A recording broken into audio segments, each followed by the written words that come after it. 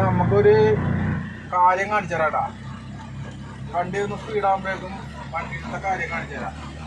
ഇപ്പൊ തന്നെ വണ്ടിയിൽ ആട്ടമുണ്ട്. എന്റെ കയ്യിനെ വറുത്തോണ്ടിരിക്കുന്നുണ്ട്. ഞാൻ ഈ വണ്ടിയുടെ കൈ ഇട്ട് കഴിഞ്ഞാൽ കണ്ടോ മൊത്തം പിടക്കനാണ്. ആരും എന്താ എൻ്റെ കോൺസെപ്റ്റ് പോയി കിടക്കുന്നുണ്ട്. എൻ്റെ കോൺസെപ്റ്റ് പോയി കംപ്ലൈൻ്റ് ആയിരിക്കുന്നതാണ്. അപ്പം എന്തുകൊണ്ട് അത് പോയി അത് കംപ്ലൈൻ്റ് ആയി എന്നുള്ളത് ഇപ്പോൾ ഫുൾ ടൈം വണ്ടി ഓടിക്കാൻ പറ്റില്ല. ഓടിക്കുമ്പോൾ അങ്ങനെ കിടക്കുന്നത്. അപ്പം നമുക്ക് ഇത് ശരിയാക്കണമെങ്കിൽ ഒരു 3000-3500 രൂപ ഇത് വേണം ശരിയാക്കണമെങ്കിൽ. വീട്ടിലെ കാര്യങ്ങൾ എല്ലാം കൂടി നമ്മൾ ചെയ്യുമ്പോഴേക്കും നമുക്ക് അത് എപ്പോഴും ശരിയാക്കാനുള്ള പൈസ നമുക്ക് എപ്പോഴും കിട്ടിയെന്ന് വരില്ല. ഇനി അത് ഒരു കൂട്ടി വെച്ചിട്ട് വേണം ശരിയാക്കണം. അതുവരെ നമ്മൾ റിസ്ക് എടുത്താണ് ഇപ്പോൾ വണ്ടി ഓടിക്കുന്നത്. ഇതിൻ്റെ കാര്യം എന്താണെന്നുള്ളത് കാണിച്ചു തരാം. അത് വേറൊന്നുമല്ല, ഇത് നമ്മുടെ വീട്ടിലേക്കുള്ള വഴിയാണ്. നമ്മുടെ കടമക്കുടി പഞ്ചായത്ത് 2ാം വാർഡ് ശരീരത്തിലേക്കുള്ള വഴിയാണ്.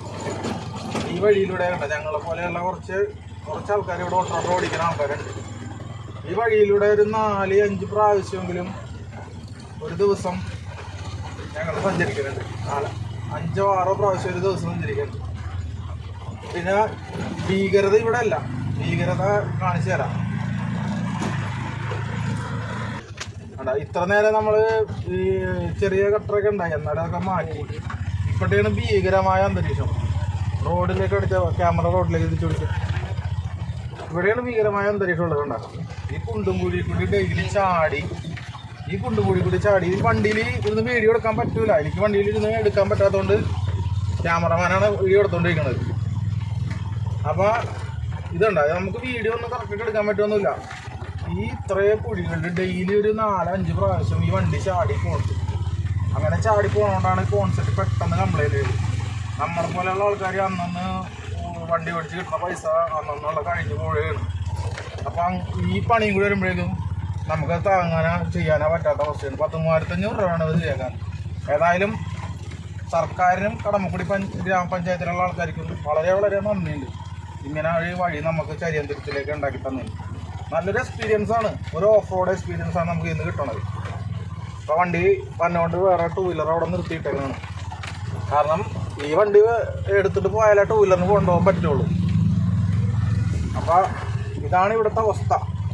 ഒരു അസുഖമുള്ള ആളെ കൊണ്ടുപോയാൽ പോലും കഴിഞ്ഞ ദിവസം ഇവിടെ നിന്ന് ഒരാളെ കാലിന് എല്ല് പൊട്ടിയിട്ട് ഞാൻ കൊണ്ടുപോയായിരുന്നു. ഓരോ കട്ടറിടുമ്പോഴും അയാൾ നിലവിളിക്കണമായിരുന്നു. പക്ഷേ എന്ത് ചെയ്യാൻ പറ്റും, നമുക്ക് കട്ടറി കൂടെ അല്ലാതെ നമുക്ക് വണ്ടി ചുവന്നുകൊണ്ട് പോകാൻ പറ്റില്ലല്ലോ. അപ്പോൾ ഒരു അസുഖമുള്ള ആളെ നമ്മൾ ഈ റോട്ടിൽ കൂടി കൊണ്ടുവന്നിട്ടുണ്ടെങ്കിൽ അയാളുടെ കാര്യത്തിലൊക്കെ നടപടിയാവും. ഇതാണ് അവസ്ഥ. ഇനിയെങ്കിലും ഇതൊന്നും നന്നാക്കി തരണം. ആ വണ്ടി അത്ര കംപ്ലൈൻ്റ് ആയി. ഈ വണ്ടിയുടെ ഹാൻഡിൽ ഞാൻ മുറുക്കി പിടിച്ചാണ് എൻ്റെ കയ്യിലാണ് ഇത് വെട്ടാത്തത്.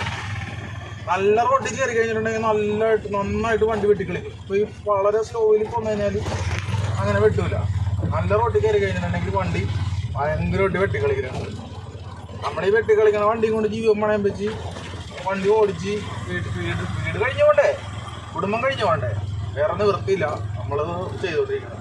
ഇതാണ് അവസ്ഥ. പുതിയ വണ്ടിയാണ്, 1 കൊല്ലമായിട്ടുള്ള വണ്ടി മേടിച്ചിട്ട് 1 കൊല്ലം കൊണ്ട് കോൺസെപ്റ്റ് കംപ്ലൈൻ്റ് ആക്കി തന്നിട്ടുണ്ട്. അത് ഞാൻ ആരെയും കുറ്റം പറയണില്ല, നമ്മുടെ തന്നെ തെറ്റാണ്, നമ്മുടെ ജനങ്ങളുടെ തെറ്റാണ്. ആ ജനങ്ങളിൽ പെടുന്ന ഒരാളുടെ എൻ്റെയും കൂടി തെറ്റാണ്.